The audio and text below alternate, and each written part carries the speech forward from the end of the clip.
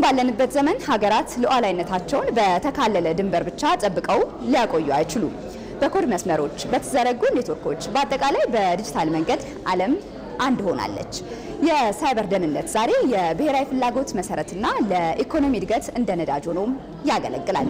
በዚህ ሁሉ ውስጥ የሳይበር ሉዓላዊነትን ማስጠበቅና ብሔራዊ ጥቅምን ምንና ምን ናቸው?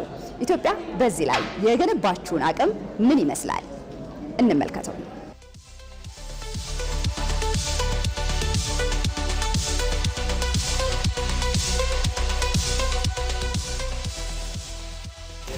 ኢትዮጵያ ዲጂታል 25 ብላ በጀመረችው ስትራቴጂ ተቋማት የቴክኖሎጂ ተጠቃሚነታቸው እያደገ መጥቷል።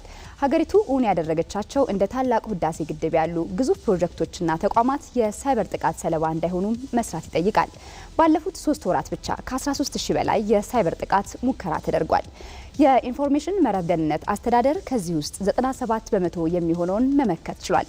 በዚህ በ3 ዓመት በ2018 መጀመሪያው ሩብ ዓመት ማለት ከሐምሌ ነሐሴ መስከረም 13100 በላይ ጥቃቶች ነው የደረሱበት።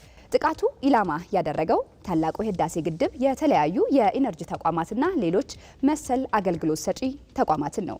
በዓለማችን በየሰከንዱ በሺዎች የሚቆጠሩ የሳይበር ጥቃቶች ሙከራዎች ይደረጋሉ። በተለይ የሀገርን ሉዓላዊነት ለማስጠበቅ ዘብ የሚቆሙት የጸጥታ ተቋማት በስፋት የሳይበር ጥቃት የሚሰነዘርባቸውም ናቸው።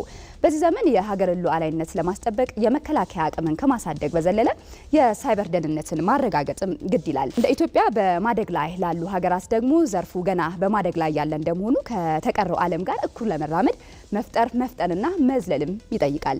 ኢትዮጵያም በጠቅላይ ሚኒስትር አብይ አህመድ በ1998 ዓመተ ምህረት በተቋቋመው የመረጃ አስተዳደር አገልግሎት ኢንሳ አማካኝነት የሚሰነዘርባትን የሳይበር ጥቃት እየመከተች ትገኛለች። ሳይበር ጥቃት ከምንም በላይ ዜጎች በቀላሉ ሊያዩት የሚገባ ሳይሆን ብዙ ጊዜ ቀለል አድርገውት ወይ ፌስቡክ ሀክ ተደረገ ወይም ቴሌግራም አካውንት እሱ አንድ ጥቃት ነው። ግን ከዛም በላይ ተቋማት ላይ የሚያደርሰው ጉዳት ቀላል አይደለም። ድንበር ተሻጋሪው የዲጂታል ዓለም እድልም አስጊ አደጋንም ይዞ ነው የመጣው። ዘርፉ ከፍተኛ ገንዘብ የሚንቀሳቀስበትና ለበርካቶች የስራ እድልን የሚፈጥር ነው። የዲጂታሉ ዓለም ዛሬ ላይ ከፍተኛ ገንዘብ ይንቀሳቀስበታል። ምጣኔ ሀብት እድገትም የዲጂታል ዓለሙ ቁልፍ ሚና እየተጫወተ ነው። በተለይ አሁን ባለንበት ዘመን አገልግሎቶች ሁሉ ወደ ዲጂታል በተቀየሩበት ወቅት የሳይበር ጥቃትም አደጋው ከፍ ያለ ነው። ጠንካራ የሳይበር ምህዳር ብሔራዊ ጥቅምን ያስጠብቃል፣ እንዲሁም የኢኮኖሚ እድገትንም ያፋጥናል።